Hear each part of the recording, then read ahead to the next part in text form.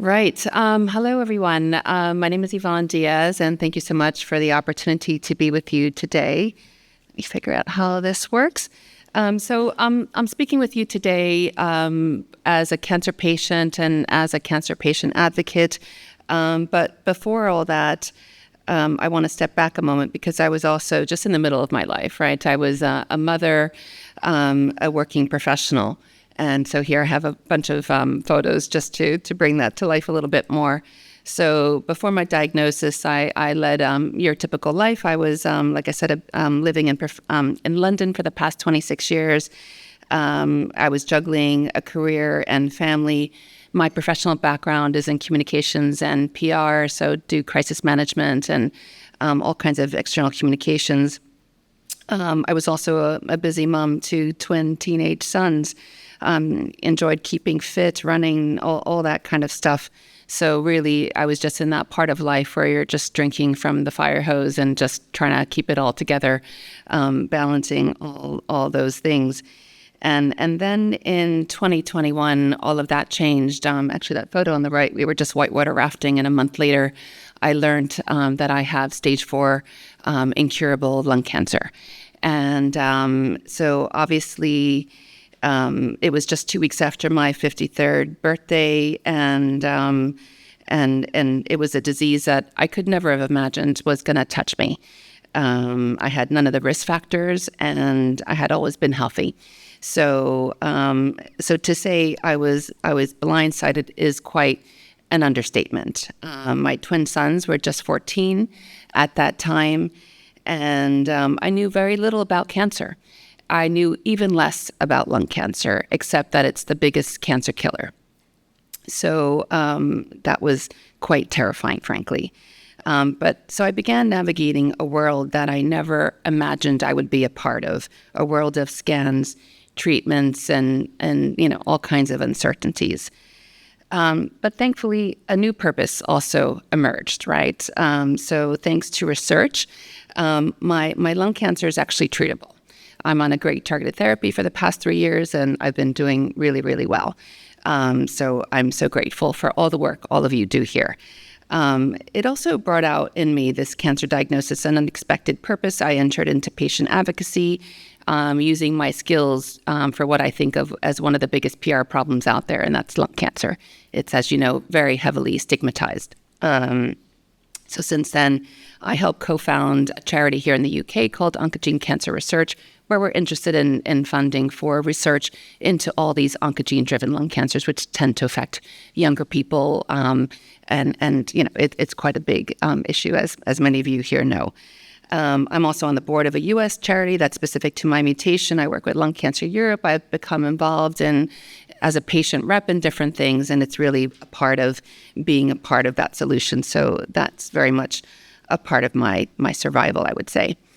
But I'm not unique, right? It is Lung Cancer Awareness Month, so I thought I would take a moment and show you the campaign we're in the middle of putting out, which is really just showing the many faces of lung cancer, which are quite unexpected. So my story is not unique. There's lots of faces here. And to borrow from the writer Susan Sontag, she has this analogy about illness and cancer, and most cancer patients upon diagnosis, it's you're dropped. It's like being dropped into a foreign land where you don't speak the language, you don't have a map, you don't have a guide, you have absolutely no preparation. She said it's like arriving in this country without knowing the rules, all of those factors. Not only that, but in today's world, you're also thrown into this new expectation around shared decision-making, which feels like a relationship that we're ill-equipped to handle, right? You're so powerless, you're so vulnerable. So going into that is quite a challenge. So you're dealing with all this uncertainty, all this fear, and you're not just dealing with your own fears, those of your families, your friends, all of that. So it's really, you're quite thrown into all of that. You're navigating these very complicated systems, whether it's the science, which is very complicated, it's the health systems, and it's so much more. But thankfully today, Science and digital technology are converging in these completely life-changing ways. So hearing all of you speak about how you're using that is truly exciting for all of us. So from a patient perspective, what we do hope technology can do is really make everything the promise of what we can do here faster, smarter, and better. So obviously, and I've heard lots of you talking about patients, which is wonderful, but starting at the very beginning in terms of what this is for, research is about people, right? Sometimes we can get focused on what's the end point, getting to that trial to launch. Really, at the end of the day, it's about the people. Behind every single statistic is a mother, a father, a child, someone whose life has been completely turned upside down by this diagnosis. There is lots of media coverage, as we've seen here, about the advances in digital tech and AI, and a lot of it is around, we're seeing benefits around efficiencies, we're seeing benefits around operational savings, but also about how things can truly be better. And that's obviously what motivates us, and I can see from your presentations, it's also what motivates you. For us as patients, maybe just backing up a second, clinical trials and technology aren't about the science, right? And they're not about the research. They're about improving our lives. So whether it's about extending the time we have, improving the quality of life, for some people, it's a cure. So questions that hopefully everyone here and your colleagues are all asking each other are we truly putting patients at the center of this new digital world? Are we using technology to relieve the burden that's being put on patients? Can we use technology to empower patients? Are we keeping our most private information private, right? We were talking about the legal aspects just a minute ago. And are we involving patients? An overarching patient concern is that we not use AI to cut corners, right? There's nothing wrong with being more efficient, reducing costs, especially when those are put back into the research itself, right? So those are all fantastic, or even speed things up. But we should be careful about removing opportunities where there's human contact, whether it's physician, someone who you're speaking to, and helping you navigate quite this challenging world at this very difficult time. Again, from a patient perspective, clinical trials involve lots of scans, bloods, metrics, data, lots of mechanics. And we're going through yet one of the most difficult times of our lives, whether this is an exciting new option or for some it's the only option, right? So is there a way for AI and technology to simplify these mechanical aspects and leave more time for these questions and concerns? Are we using AI to reduce the burden on us? There's lots of time traveling, waiting, out-of-pocket expenses, time off work, right? Some people are still balancing their jobs.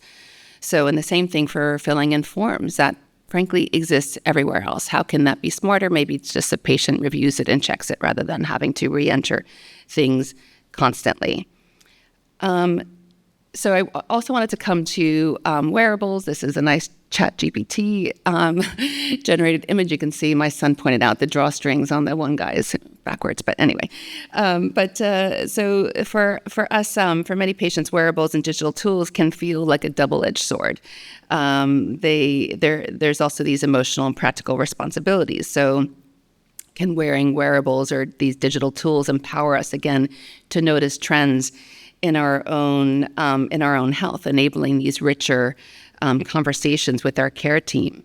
After all, we are the experts in how we feel and what's happening in our bodies, right? So that could be a really important area. For us, the comfort of these things, have wearables been designed with patients in mind? Are they lightweight? Are they discreet, easy to use? For some, they might be a constant reminder of your illness, right? For others, they actually might be a bit of reassurance that nothing is going to be missed.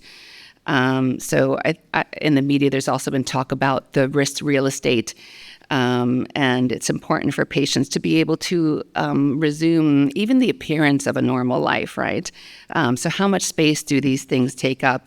Before I was diagnosed, I used to wear my nice watches, and then I got a smartwatch for certain reasons, and now I've been given one of these continuous blood pressure monitors. And so, I miss my old watches, besides the fact that I also feel like I'm 80 doing these things. But anyway, there we go. Right now, also, when you're going through this whole journey, is so much is out of your control, right? Now you don't even control what's shared about you. Some patients may worry about how their health data, everything from your heart rate, your sleep patterns, your activity levels, is going to be used. Will your own data betray you, right? We often fear being taken off treatments or being taken off a clinical trial. So if something is revealed, what is that going to do? Whether it's right or wrong, some patients don't always reveal everything that's going on to their doctors because they think, geez, maybe it'll come back down. I'll hold back for a little bit. So how does that affect you? I would also say, so I wanted to touch on trust, privacy, and security. Again, another fun image from I had from ChatGPT. I think for everyone, really, illness and health are most deeply private matters. The disclosing of your diagnosis, sometimes beyond immediate family and friends, this is varying widely amongst patients for all kinds of different reasons, depending on their own preferences, cultural factors, sometimes social support systems. So many fear disclosing their diagnosis, from the social stigma, right? Lung cancer patients are famous for not telling anyone they have this. And changes in how you're viewed, losing your jobs, right? It's crazy how many people are going through. There's work at Cancer at Work. They release these reports on the number of people who don't disclose. It's like, I can't remember the stat now, but it's like either 80% or something pretty outrageous. So we worry about these things. Data security. And there was mention before of the security breaches, hacking, data ransoms, all these things that are just a reality of today. We do worry about being exposed, that our data is either being misused, compromised, and how can you ever really truly reverse these things once it's out there, right?